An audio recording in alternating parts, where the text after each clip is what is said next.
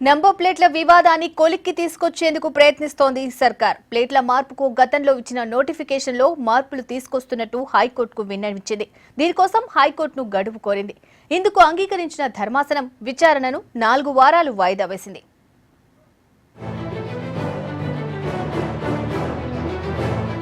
విభజన తర్వాత మొదలైన వాహన నంబర్ ప్లేట్ల మార్పు వివాదానికి ఫుల్ స్టాప్ పెట్టే పనిలో సర్కారు నిమగ్నమైంది. రాష్ట్రంలో తొలి ప్రభుత్వం ఏర్పాటయ్యాక జూన్ 17న విడుదల చేసిన నోటిఫికేషన్లో సవరణలకు సిద్ధమైంది.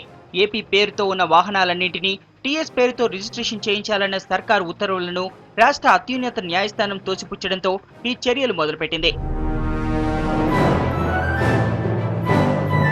నంబర్ మార్పు లేకుండానే ఏపీ స్థానంలో టీఎస్ పేరు చేర్చుకునేలా సవరణలు తీసుకువస్తున్నామని ప్రభుత్వ ప్రత్యేక న్యాయవాది హైకోర్టుకు వివరించారు. దీంతో సవరణలకు అంగీకరించిన 2 సభ్యుల బెంచ్ సర్కార్ అడిగిన ప్రకారం 4 వారాలు గడువు ఇచ్చింది. అప్పటి వరకు విచారణ వాయిదా వేసింది. నంబర్ ప్లేట్లపై రాష్ట్ర ప్రభుత్వం జారీ చేసిన జీవోను సవాల్ చేస్తూ హైదరాబాద్ కు చెందిన జి రామ్మోహన్ చౌదరి గతంలో హైకోర్టులో ప్రజా ప్రయోజన వ్యాజ్యం దాఖలు చేశారు. దీనిపై చాలా సార్లు విచారించిన న్యాయస్థానం నంబర్ల రీఅసైన్మెంట్ పై ప్రభుత్వానికి తాజా గడువు ఇచ్చింది. రీఅసైన్మెంట్ కు జీవో నంబర్ 3ను విడుదల చేసిన ప్రభుత్వం ఆ జీవోను ఉపసంహరించుకోకుండానే దాని కింద విడుదల చేసిన ప్రాథమిక నోటిఫికేషన్ కు సవరణలు చేయనుంది.